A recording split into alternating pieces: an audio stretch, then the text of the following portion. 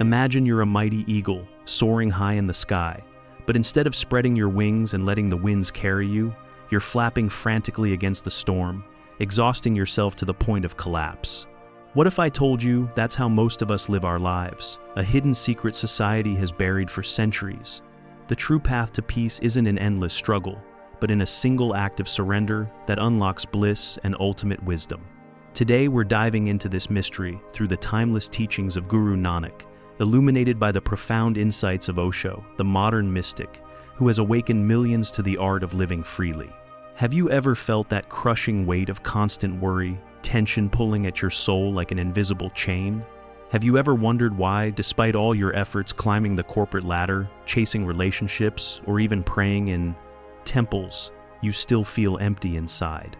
I promise you, by the end of this exploration, you'll uncover a transformative shift from a life of resistance to one of effortless flow, where peace becomes your natural state and ego dissolves like mist in the morning Sunday. In our fast-paced world, we worship struggle as the badge of success. Think of the entrepreneur burning midnight oil, the parent juggling endless responsibilities, or the social media hustle, where everyone pretends to have it all figured out. Society tells us fight harder, push more, and victory will be yours. But Osho reveals the shocking truth: this is a grand illusion. What we think is progress is actually feeding our ego, creating unrest and isolation. It's like driving a car with the handbrake on, exhausting and futile. True freedom comes when we dismantle this myth and embrace surrender not as weakness but as the ultimate strength. There are two ways to live life. One way is of struggle, one way is of surrender. The meaning of struggle is, my will separate from the will of the whole. The meaning of surrender is, I am a part of the whole. There is no question of my will being separate. If I am separate, struggle is natural. If I am one with this vastness, surrender is natural. Struggle will bring tension, unrest, worry. Surrender brings emptiness, peace, bliss, and ultimately, supreme knowledge. Ego will grow from struggle, will be erased from surrender. The worldly person is the one who is struggling. The religious person is the one who has abandoned struggle and done surrender.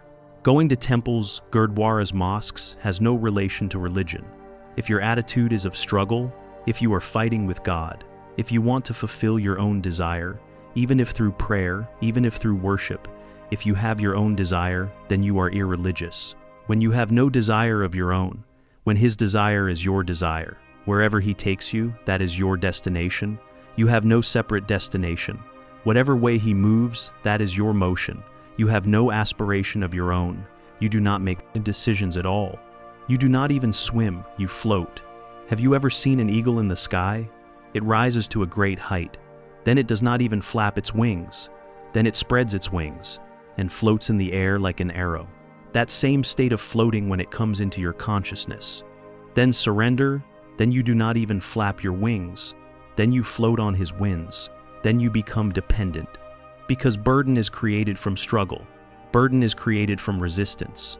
The more you fight, the heavier you become. The heavier you become, the lower you fall. The more you do not fight, the lighter you become. The lighter you become, the higher you rise. And if you completely abandon struggle, then your height is the same as God's height. One meaning is to become dependent, and ego hangs like a stone around your neck. The more you fight, the more this ego will grow. It so happened that Nanak stopped outside a village. That village was a village of Sufis. It was their big center. There were great Sufis there, gurus. The whole settlement was of Sufis. When the Sufi guru got the news, then early in the morning, he sent for Nanak. A cup filled with milk. The milk was brimful. Not even one more drop could fit. Nanak was staying outside the village, on the bank of a well. From the nearby bush, he plucked a flower and put it in that cup of milk. The flower floated. What is the weight of a flower? It did not ask for space. It floated on the surface and sent the cup back. Nanak's disciple Mardana was very surprised. What is the matter? He asked. I did not understand anything. What mystery happened? Nanak said the Sufi guru had sent the message that the village has many knowledgeable people now. There is no more space. I sent back the message that I have no burden. I will not ask for space at all. I will fall like a flower. The one who is weightless is the knowledgeable one. The one who has weight still has ignorance. And when you have weight, then you hurt others. When you become dependent, then your way of life becomes such. From that way, it becomes impossible to hurt. Non-violence flourishes on its own. Love attaches on its own. No one can attach love, nor can anyone impose compassion. If you become dependent, then all these events happen on their own. Just as a shadow follows behind a man, in the same way, behind the external man, hatred, violence, enmity, anger, murder follow. Behind the light man, love, compassion, mercy, prayer follow on their own. Therefore, the fundamental question is to drop the ego from within. How will you drop the ego? There is only one way. The Vedas have called that way empty. Lao has called that way Tao.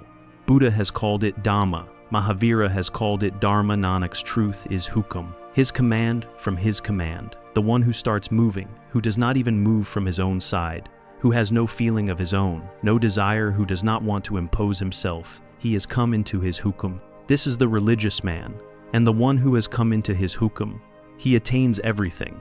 Nothing remains to attain because obeying his Hukam is the door to reaching his heart. Obeying oneself is to move away from him. Obeying oneself means you have turned your back towards God. Obeying his command means your face has turned towards God. If you run your whole life with your back towards the sun, you will remain in darkness, and if you turn your face towards the sun this very moment, then the darkness of births upon births will be cut. There is only one way to be in the presence of God, and that is to abandon your own will. Do not swim, flow. You are enough. You are taking burden without reason, and your successes, failures are the diseases of your ego, and your condition is like what I have heard, that a chariot was passing, and a fly was sitting on the nail of its wheel. A lot of dust was rising. The chariot was big. 12 horses were harnessed, a very terrifying sound. A lot of dust rose. That fly looked around and said, "Today I am raising a lot of dust." The dust is rising from the chariot. The fly is sitting on the nail, but thinking, "Today I am raising a lot of dust." And when you succeed so much, it is because of him. Whatever you attain is because of him. You are no more than a fly sitting on the chariot. Do not even mistakenly think that I am raising so much dust. If there is dust, it is his chariot's journey. It is his chariots, but do not bring yourself in between. You must have heard the story of that lizard that friends had invited her and said, "Come, let's take you for a walk in the jungle today." That lizard said, "It is difficult to go because who will support this roof? If the roof falls, the responsibility will be on me." The lizard thinks that she is supporting the roof of the palace. The lizard must feel that too. You must have heard the story that an old woman had a rooster. It would crow in the morning, then the sun would rise. The old woman became arrogant, and she informed the people in that village that behave with me thoughtfully, properly, and with respect, because if I go to another village taking my rooster, then remember, the sun will never rise in this village. My rooster crows, then the sun rises. And the matter was true, that every day the rooster would crow, then the sun would rise. The villagers laughed, people made fun that you have gone mad. Then the old woman went to another village in anger. The rooster crowed, the sun rose in that second village. The old woman said, "Now they will cry. Now they will be sitting beating their chests. No rooster left, no sun will rise." Your logic is also the old woman's logic. It is very clear, because it never happened that the sun rose without the rooster crowing. But the matter is completely opposite. The sun rises, therefore the rooster crows. The sun does not rise because of crowing, but who will explain to the old woman, who will explain to you? The old woman went to another village, and she saw that the sun is now rising here. And if it is rising here, then how will it rise in every village? You think in a small circle with your small intellect? God is not because of you. You are because of God. This breath is not running because of you. It is running because of Him. You do not even pray. He Himself becomes prayer within you. If you take this feeling into consideration, then these very valuable words of Nanak will be understood. Each word is precious. Hukmi hovan akar. Hukum na kahiya nahai. Hukum na kahiya jai. From Hukum the creation of form happened. Hukum cannot be said in words. Understand the meaning of Hukum, properly cosmic law, the great rule that runs all life, that is the meaning of Hukum from Hukum itself. The creation of beings happened from Hukum. Greatness is obtained, Hukmi hovan, akr Hukum naya jaya jeev. Hukmi mile vadiyai. When you win, then do not think that I am winning. And if you do not think that I am winning, then even in loss, you will find that I am not losing. He wins, he loses, it is his game. Therefore, Hindus call this whole world Leela. Leela means he loses. He wins with this hand, loses with that hand, but the ones who are winning and losing in between think the ones who are instruments who are, means they understand we are the doers. Krishna is saying to Arjuna in the Gita that do not bring yourself in between unnecessarily. He is doing, he is making it done. The war is his arrangement. Whom he wants to kill, he will kill. Whom he wants to save, he will save. Do not think that you are the killer and you are the saver. What Krishna says throughout the Gita Nanak is saying the same in these words.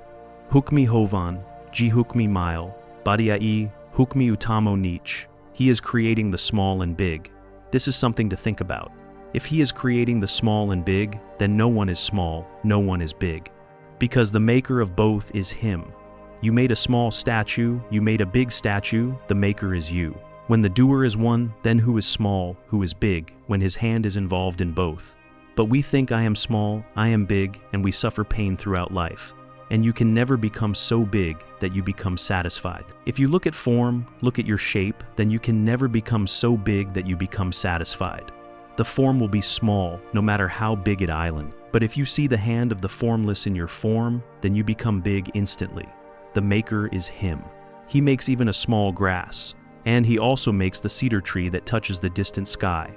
If his hand is behind both, then who is big, who is small? It is his loss, it is his win. Then we all are chess pawns. If we win, then him. If we lose, then him. If greatness is obtained, then to him. If badness is obtained, then to him. Remember, you must have heard the words of devotees many times, must have read them. You must have found many devotees. They say greatness is yours, badness is mine. From above, it looks very good. They say whatever is good is yours, whatever is bad is mine. It seems they are very humble. But if badness is yours, then how can goodness be his? This humility is false. This humility is not real, because real humility will give everything, will save nothing.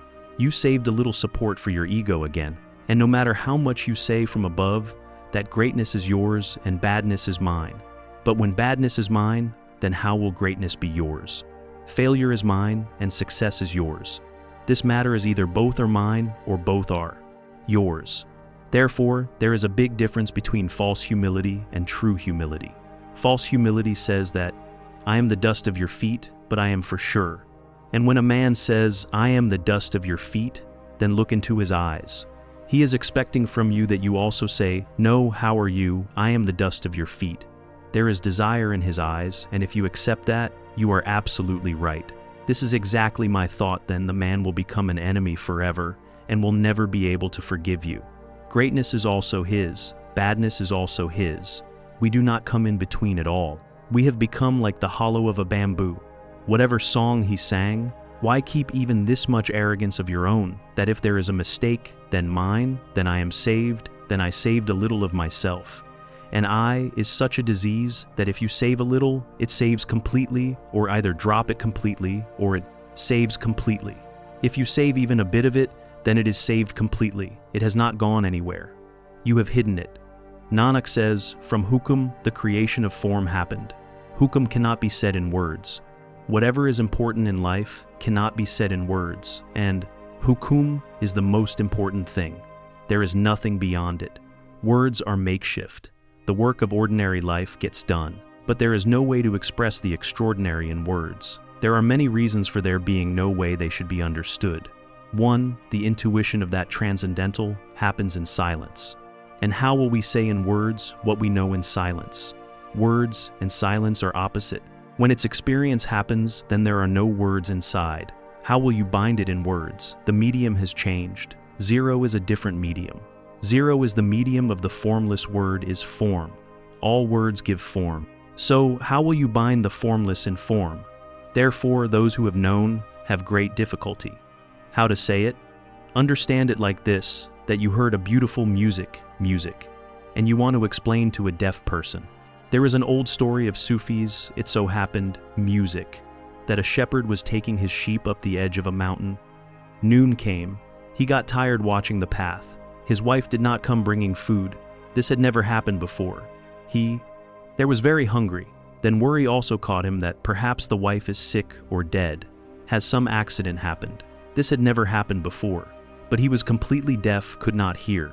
He looked around if there is any man saw that a woodcutter is cutting wood. He was climbed on the bush. He reached below him and said, "My brother, just take care of my sheep. I am going home for a while. The wife has not brought food. I will run and bring it right now." That man was also deaf, who was cutting wood. He said, "Go, we do not have time for conversation. I am engaged in my work, you have the desire for conversation."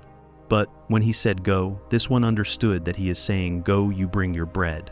I will take care of your sheep and goats." This one ran home, brought the bread. On return, he counted his sheep. They were equal. Went to thank that the man is very nice, good, honest. Took care not even one sheep strayed. Then he thought what to give empty thanks. He had a lame sheep, had to slaughter it today or tomorrow. Thought this just give as a gift. Brought the lame sheep and said, "My brother, many, many thanks. Your great kindness, accept this sheep." Anyway, had to slaughter it. The other deaf said, "What do you mean I did not see your lame sheep?" The dispute increased because one was shouting that, "I did not see your sheep. What do I care?" And the other was saying, "My brother, accept this." So both were deaf, and there was great difficulty. A passerby on a horse, a thief who was going, stealing the horse, he lost the way. He came to ask these two men. These two caught him. He was also deaf. He understood that caught. These two started saying to him that, "Brother, just explain to him that I am giving the sheep as a gift, and he is getting angry unnecessarily, shouting." And the other said that I did not even touch his sheep. No question of being lame. That third one said, "Brother, whoever's horse it is, take it. Forgive me for whatever mistake I made." This dispute was going on, and no way was visible because no one was listening to anyone. Then a Sufi fakir was passing from there. All three caught him and said, "Solve our case." He had taken a vow of silence, had become silent for life. He understood the case of all three, but now what to do? So, first the thief, who was mounted on the horse, he looked intently into his eyes. He looked so intently that in a short while, the horse thief started getting restless. That this man is either hypnotizing or what intentions, he got so scared that he jumped on his horse and ran away. Then that Sufi fakir looked into the eyes of the second man who was the owner of the sheep. He also felt that this man will make me unconscious, staring unblinkingly. Music. He quickly bowed his head and herded his sheep and went towards his home. Then he looked towards the third. That third also got scared. His eyes were very radiant. Those who remain silent for a long time, a different radiance comes in their eyes because all energy gathers, and eyes remain the medium of expression. When he looked intently towards that axe, he also got scared. He tied his bundle of wood and ran. The Sufi, laughing, went on his way. The Sufi solved the case of three deaf without speaking. This is the trouble of saints. There are not three deaf with us here. 3 billion deaf. And whatever we are saying, all relevant, irrelevant, there is nothing in it. No one is understanding anyone. There is no dialogue in life. Disputes are going on. What should saints do? Those who have learned to remain silent. What should they do? There is no way to speak. No matter how much they speak, even if that Sufi fakir speaks so much, they could not understand the three deaf. Instead of 3-4 troubles would have happened there. He just looked at them intently with eyes. Saints have just looked towards you intently and tried to solve, and what is accumulated inside them wanted to pour into your eyes. Therefore, Nanak talks about sadsangat, that stay with saints if you want to understand what they have known. Do satsang, do satsang. Not much will happen from listening, saying, something will be said, something you will understand. People are deaf, something will be told, something you will see. People are blind, you will interpret, you will give your meanings to words. Nanak says, Hukum na kahiya jae. It cannot be said, still indications can be made. These indications, this summa, is not saying these indications in these words that hukum is not. These words are like stones placed on the side of the mile. They are telling, go ahead. The destination is ahead. But many people catch the milestone and sit. You can also do that. You can also do that, get up every morning and recite Japji, and keep repeating this and memorize it. You caught the milestone, nothing will happen by memorizing it. You will have to go in the direction it is indicating. You will have to travel. Religion is a journey. Whether you catch Japji or Gita or Quran, if you catch and sit, then you have embraced the milestone to your chest. Understand and move forward. As you move forward, the kingdom will reveal itself. Hukum cannot be said in words. From Hukum itself, the creation of beings happens. From Hukum itself, greatness is obtained. From Hukum itself, someone is small, someone is big. From Hukum, the attainment of happiness and sorrow happens. Think a little. When you get sorrow, you hold someone responsible.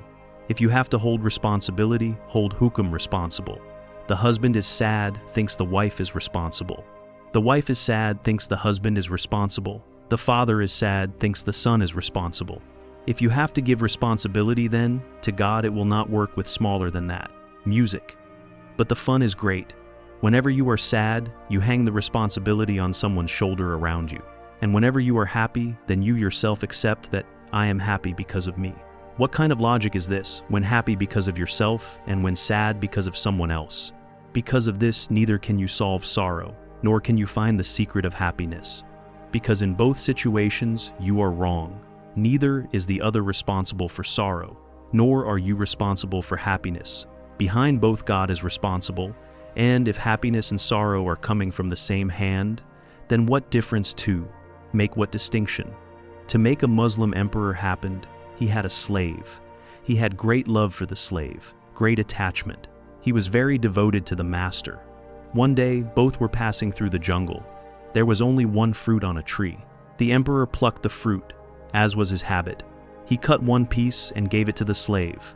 The slave tasted and said, "Master, one more piece," the slave kept asking. Then, only one piece left in hand. The emperor said, "It is so delicious."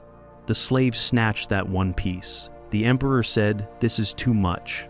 I gave you the whole fruit and there is no other fruit, and if it is so delicious, then let me taste some too." That slave said, "No, it is very delicious, and do not deprive me. To my happiness give it." But the emperor tasted that fruit was pure poison music, let alone sweet. It was difficult to take even one piece of it. The emperor said, "Mad, you are smiling, and you ate this poison. Why did you not say?" That slave said, "From whose hands so much happiness has been received, and from whose hands so many delicious fruits have been tasted. Complaint of one bitter fruit have left the account of fruits. The day you can see the account of the hand, that sorrow also comes from God's hand. That day, how will you call it sorrow? You are able to call it sorrow now, because you are not seeing the hand. The day you can see happiness is also His, sorrow is also His. Both happiness and sorrow will lose their form. Neither will happiness seem like happiness, nor will sorrow seem like sorrow. And the day, happiness, sorrow become one. On that day, the event of bliss happens. When the duality of happiness, sorrow does not remain for you, then non-duality descends, then bliss descends. Then you will become blissful. No, do not blame the neighbor, husband, wife, friend, brother, friend, enemy. He is the master of all faults. And when joy comes, success is obtained, then do not fill your ego. He is also the master of all successes, all delicious fruits. If you leave everything to Him, then everything will be lost. Only bliss remains from Hukum, someone high, someone low. From Hukum, the attainment of happiness, sorrow from Hukum itself. Someone attains grace from Hukum itself. Someone wanders in coming and going. All are inside Hukum. No one is outside Hukum. Nanak says the one who understands this Hukum becomes free from ego. Nanak Hukum je bujhe ta haumai kahe na koi. Because the one who has understood this essence that everything is his, then who remains to say, I understand this a little. You want to drop ego many times because pain is received from it. Still, you cannot drop what will be the reason, because from it you also get happiness. Therefore, Arjuna, from ego sorrow is received. This is obvious because when someone abuses, pain happens. That pain happens to ego. You also want to drop people. Come to me, ask how to drop sorrow, and also say that it is understood. Ego itself is sorrow. How to drop? I tell them there is no question of how. If it really appears to you ego is sorrow, then you drop it. What to ask? But the matter is entangled. Someone abuses ego gets sorrow. You want to drop, but then someone puts flower garland, then ego gets happiness. You want to drop half ego, you want to save half. The same is hurt by condemnation. The same gets happiness from praise. Mistake happens, then it hurts. Right thing happens, then it feels good. People condemn all around insult. It pricks. People praise, sing fame, sing songs, sing praises, feels very good. Both events are happening to ego. And your trouble is this, that if you drop ego, then sorrow will also be erased. Happiness will also be erased. You want to save happiness, you want to erase sorrow. This never happened, never will happen. Both will go together, are two sides of the same coin. You want to save one side, want to throw the other. How will this happen? You throw, you pick up, because that other side also takes away from hand. You keep in hand, want to throw, because that sorrow side also remains in hand. Understand ego, it gives happiness too, it gives sorrow too. And if you leave both to God, from where is the real source of life? If you leave everything to Him, then where will the place remain for your I to save? How will you say I am? I is the sum of actions. Whatever you have done, its accumulated sum, I is no thing. It is just a piled up joined notion of many actions. Your past, whatever you have done, its sum, is ego. If you drop all doership, and you say, you are the doer, Kartapuruk, I am only the medium, then how ego that he made me do? I did what he did not make me do. I did not do. Made sinner, then. Sinner, understand this a little, because Nanak is saying a very unique thing he is. Saying from Hukam itself, someone attains grace knowledge, and from Hukam itself, wanders in coming and going. Nanak is saying that if you are sinner, then also do not think that I am sinner, because it is His will. This is a very dangerous thing, because you will say then people will start doing sins, and people will say His will. But this is the fun that the one who has known His will, then whatever happens from him is virtue, as long as you do not know His will. Only till then, a conflict is going on between you and Him. In that conflict itself, the birth of Sin Island, from that conflict itself, the situation of giving all sorrow to oneself and others is created. The day you left everything to Him, on that day, sin disappears. Sin is the fruit of the struggle happening between you and God, but you will have to drop it. Nanak says that also is happening by Him. If you are sinner, then Him. If you are virtuous soul, then Him. Neither think that I have done virtue, nor think that I have done sin. I have done. This is the illusion. One ignorance is, I have done, and one knowledge is, Kartapurush, that Purush does. I am only the medium, no one is outside Hukam, all are inside Hukam. Hukam, inside, all outside Hukam, no one. And Nanak says the one who understands this Hukam becomes free from ego. If these words resonate with you, if you've ever felt the pull of surrender in your own life, type surrender in the comments below. Share your story. When did you let go and find unexpected peace? Your experiences could inspire someone else on this journey. Now here's a simple ritual to bring this wisdom into your daily life. Each morning, sit quietly for just 5 minutes. Breathe deeply and whisper, I surrender to Hukam, I flow not fight. Notice how resistance melts away throughout your day. Start today. It's the first step to transforming struggle into bliss. No books to buy, no courses, just this gentle practice. As we close, remember the light of surrender is within you, waiting to illuminate your path. If this touched your heart, subscribe for more timeless insights from Osho and Nanak, and share with a friend who needs this freedom. Together, let's float on the winds of the divine peace awaits.